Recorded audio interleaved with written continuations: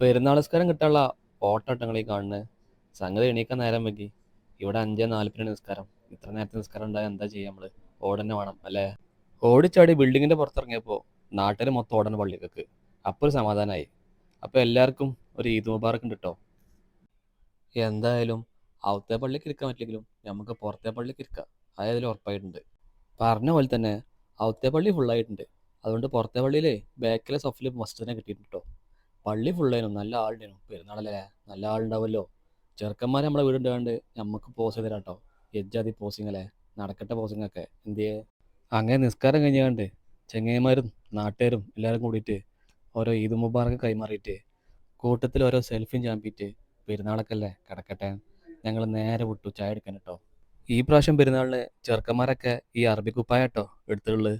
ഞാനും വല്ല അറബി കുപ്പായ എടുക്കാൻ പോയിരുന്നു. ഞാൻ എങ്ങനെ ഉണ്ടാ അറിയാൻ വേണ്ടി പെണ്ണൊക്കെ ഒരു ഫോട്ടോ എടുത്തു. ഓള് പറഞ്ഞു പെരിൽ വല്യമ്മാക്കണ എങ്ങനത്തെ ഒരു മാക്സിന്ന്. അതോടുകൂടി എൻ്റെ മൂഡ് പോയിട്ടോ. അപ്പുറത്ത് നമ്മുടെ ഡെലിവറി കാക്ക ഡെലിവറിക്ക് പോകാനുള്ള ബൈക്ക് സെറ്റ് ആയിക്കൊണ്ടിരിക്കുകയാണ് കേട്ടോ രാവിലെ തന്നെ. പെരുന്നാളായാലും ക്രിസ്മസ് ആയാലും ഓണായാലും നമ്മളെ പണി നമ്മൾ ചെയ്യണമല്ലോ. അതാണല്ലോ പ്രവാസം. നമ്മൾ ഓർഡർ കൊടുത്ത നല്ല ചൂടുള്ള പൂരിയും ബജി തീണ്ട് കേട്ടോ. പൂരിയും ബജിയും തിന്നുന്ന സമയത്താണ് ഈ പഹയൻ നമ്മളെ മുമ്പിൽ കയറുന്നത്. പടച്ചറബേ, ഇന്നിവിടെ കഥാപ്രസംഗം ഉണ്ടോ? അപ്പോൾ ഓൻ പറയണേ ഇത് കേരള സ്റ്റൈൽ പിടിച്ചാണ് ഞങ്ങൾ. സംഗതി ഉസാറിക്കണം അല്ലേ, അടിപൊളിയായിട്ടുണ്ട്.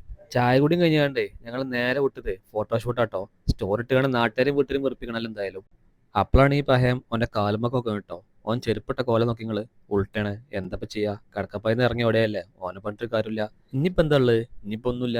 നേരെ റൂമിൽ പോവുക, കടന്നുറങ്ങുക, ഉച്ചക്ക് എണീക്കുക, മെസ്സിലെ ബിരിയാണി ആക്കുക, വീണ്ടും കടന്നുറങ്ങുക. അപ്പോൾ ഇതൊക്കെ തന്നെയാണ് നമ്മളെ വരുന്ന കേട്ടോ. അപ്പോൾ നമ്മളെ വീഡിയോ ഇഷ്ടപ്പെട്ടാൽ ഒരു ലൈക്ക് തരാ, ഒരു കമന്റ് ഇടാ. അപ്പോൾ എല്ലാവർക്കും വീണ്ടും ഈദ് മുബാറക്ക്.